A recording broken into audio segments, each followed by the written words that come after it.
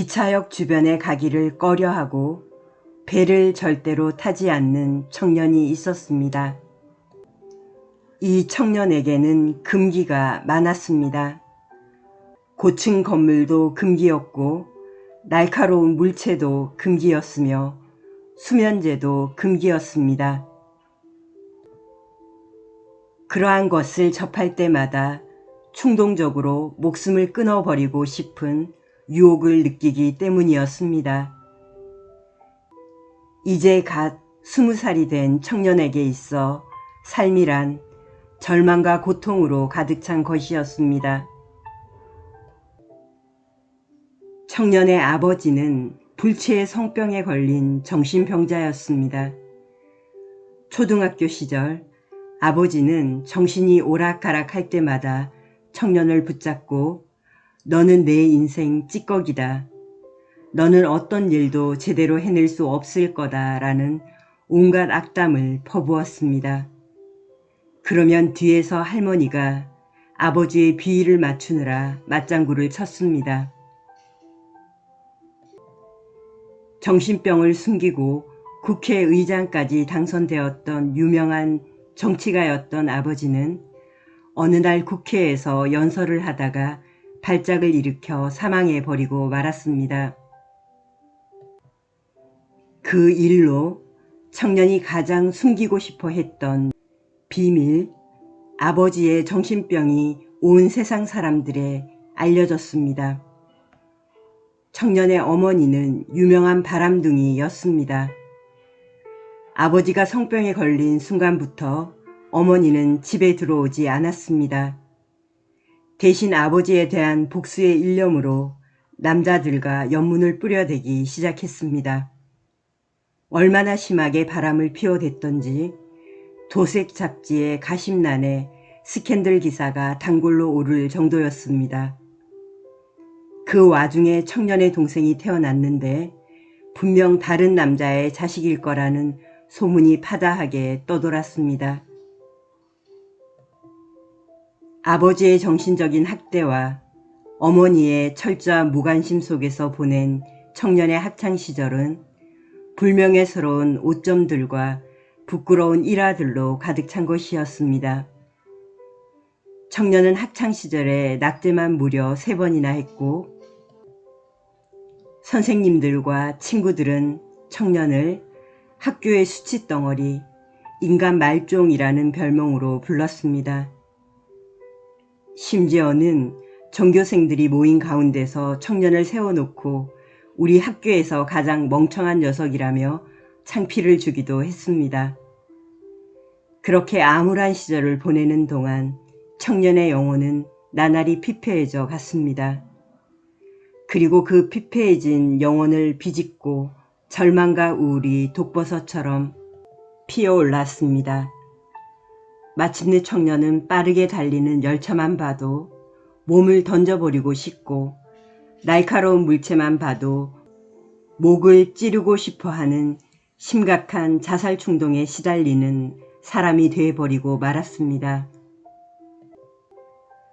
자살하고픈 욕망이 마음속을 마치 검은 이리떼처럼 표류할 때면 청년은 그 충동을 다스리느라 이름 모를 거리를 하염없이 걷고 또 걸었습니다. 걸으면서 청년은 자신의 불행을 한탄했고 부모님에 대한 애정으로 몸서리쳤습니다. 그러나 아무리 오랜 방황의 시간을 보냈어도 희망은 보이지 않았습니다. 죽음만이 유일한 해결책인 듯 싶었습니다. 그러던 어느 날이었습니다. 청년은 노트에다 자신을 괴롭히는 것들을 적어보았습니다. 그리고 그 옆에다 해결책들을 적어보았습니다. 아버지에 대한 고통스러운 기억들은 사랑과 존경으로 받아들이면 해결될 것 같았습니다. 어머니에 대한 씁쓸한 느낌들은 이해라는 눈길로 바라보면 해결될 것 같았습니다. 자신에 대한 사람들의 부정적인 인식은 앞으로 모범적인 변화된 자신의 모습을 보여주면 해결이 될 것 같았습니다. 그랬습니다. 감정의 물결에 휩쓸리지 않고 이성적으로 생각해 보니까 해결 방법이 없다고 생각되었던 자신의 문제들의 분명한 해결책들이 보였습니다. 문제들과 해결책이 쓰여져 있는 종이 한 장을 들고 며칠을 고민하던 청년은 마침내 결정을 내렸습니다. 문제들은 보지 않고 해결책만 보고 나아가기로, 절대로 문제들은 돌아보지 않기로, 오직 해결책만 붙들고 나아가기로. 아버지와의 화해를 위해 청년은 매일 국회 도서관에 가서 유명한 정치가였던 아버지의 연설문들을 일일이 공책에다 손으로 베껴 쓰면서 아버지의 사상을 이해하려고 애썼습니다. 성병이라든지 정신병 같은 아버지의 실패들은 의식적으로 보지 않았습니다. 아버지의 본받을 점들만 바라보자 청년의 마음속에는 자연스럽게 아버지에 대한 존경심이 싹트기 시작했습니다.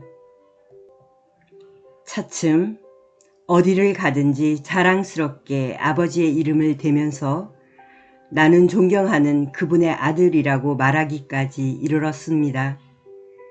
이로 인해 청년은 어린 시절 아버지로부터 받았던 열등감을 깨끗이 씻어버리게 되었습니다.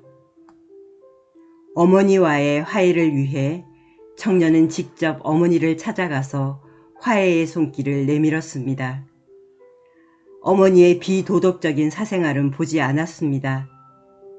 나의 어머니라는 사실만 바라보고 무한한 존경과 감사의 마음을 내비쳤습니다.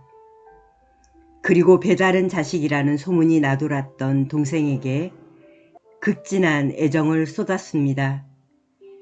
그러자 청년의 어머니는 바람둥이 생활을 청산하고 오직 청년의 성공을 위해 달이 닳도록 뛰어다니는 사람으로 변해갔습니다. 동생 또한 형의 말이라며 무조건 믿고 따르는 든든한 후원자가 되었습니다. 그동안 실패로 점철되었던 인생을 변화시키기 위해 청년은 매일 5시간 이상 독서를 하고 2시간 이상 운동을 한다는 원칙을 세우고 실천했습니다. 자신이 세운 원칙을 지키기 위해 청년은 이를 악물고 노력했습니다. 아무리 피곤해도 매일 5시간의 독서와 2시간 운동을 하지 않으면 쉬거나 잠자리에 들지 않았습니다. 심지어 몇 년 뒤 장교로 임관되어 전쟁터에 배치되고도 하루에 5시간 이상씩 독서를 했고, 전투를 하다가 어깨뼈 부상을 당한 와중에도 어깨를 붕대에 감고 2시간씩 운동을 했습니다.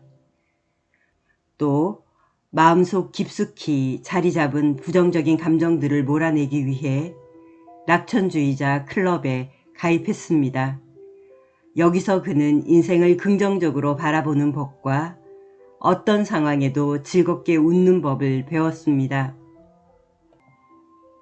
청년이 자신을 변화시키기 위해 눈물겨운 노력을 경주하기 시작하자 청년의 인생도 바뀌기 시작했습니다. 꼴찌, 멍청이라는 소리는 어느새 우등생, 명석한 두뇌의 소유자라는 소리로 바뀌게 되었습니다. 약해 빠진 신체의 소유자라는 평가는 어느새 보기 드문 탄탄한 근육을 가진 사람이라는 평가로 바뀌게 되었습니다.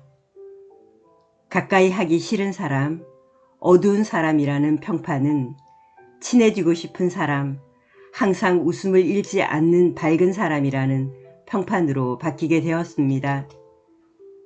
또 뛰어난 연설가였던 아버지의 연설문을 글자 하나 남김없이 모조리 외운 덕분에 자기 표현 능력이 탁월한 사람이라는 평가를 받아 각종 단체에서 경쟁적으로 모셔가려는 인기 만점의 사나이로 변했습니다.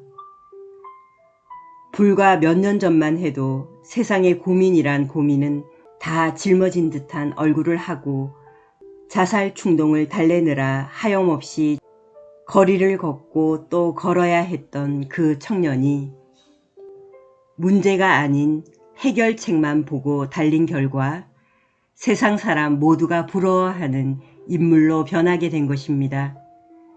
하루 5시간의 독서, 2시간 운동이라는 원칙을 수년간 하루도 빼먹지 않고 철저히 지킨 결과 청년은 최연소 국회의원에 당선되어 화려한 정치 인생을 시작하게 됩니다.